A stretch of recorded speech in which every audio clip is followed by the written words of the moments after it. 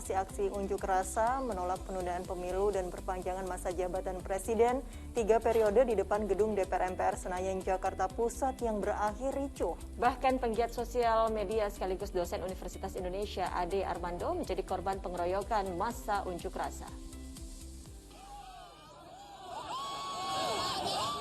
Inilah rekaman video amatir saat masa aksi unjuk rasa yang menolak penundaan pemilu di depan gedung DPR MPR Senayan, Jakarta Pusat menghampiri pegiat sosial media sekaligus dosen Universitas Indonesia, Ade Armando. Tanpa dikomando, masa aksi tiba-tiba berubah menjadi beringas hingga menganiaya Ade. Banyaknya massa membuat Ade tak berdaya hingga mengalami luka cukup serius di bagian wajah. Tak hanya mengalami penganiayaan, celana yang dikenakan Ade juga sempat dilucuti massa. Beruntung, pihak kepolisian yang bersiaga di lokasi langsung mengamankan Ade Armando ke dalam area gedung DPR RI. Selain Ade Armando, 6 anggota kepolisian juga menjadi korban luka akibat kericuhan yang terjadi. Respon tegas untuk mengusut tuntas terkait siapa dan mengapa kericuhan bisa terjadi langsung dilakukan oleh Kapolda Metro Jaya. Untuk para pelaku, kami sudah mengidentifikasi kelompoknya sekaligus orang-orangnya. Nanti juga mungkin besok kami akan melakukan upaya-upaya penegakan hukum. Kami akan mengumumkan identitas pelaku. Jika tidak menyerahkan diri, kami akan melakukan penangkapan. Sementara itu, Kapolri Jenderal Polisi Listio Sigit Prabowo mengungkapkan jika aksi unjuk rasa yang dilakukan mahasiswa berpotensi disusupi oleh oknum yang menginginkan kerusuhan.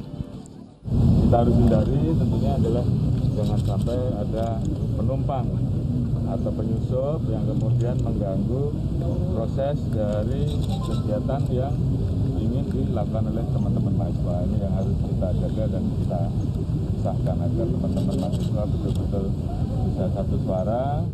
Aparat kepolisian mendeteksi adanya kelompok anarko yang menyusup di beberapa daerah di Indonesia. Hal ini terlihat dari beberapa identitas dan kekhasan kelompok ini saat beraksi.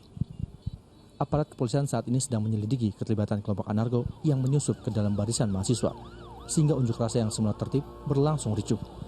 Dalam setiap demo pada kenyataannya selalu ada yang disusupi oleh orang-orang dalam tanda kutip yang tidak bertanggung jawab, sehingga melakukan tindakan-tindakan anarkis yang betul-betul kita sesalkan bersama. Kalau saya melihat dari beberapa kutipan-kutipan video yang dikirim dari wilayah, yang saat ini juga masih didalami oleh Polda Metro, kelompok-kelompok anarko masuk di situ. Ya, dari identitas bajunya, kemudian kekhasannya dia, ini yang masih didalami oleh rekan-rekan dari Polda Metro dan juga dari beberapa wilayah. Sementara itu, hingga Senin malam, tercatat 8 orang anggota kepolisian terluka dalam pengamanan unjuk rasa yang berakhir ricuh di beberapa daerah di Indonesia.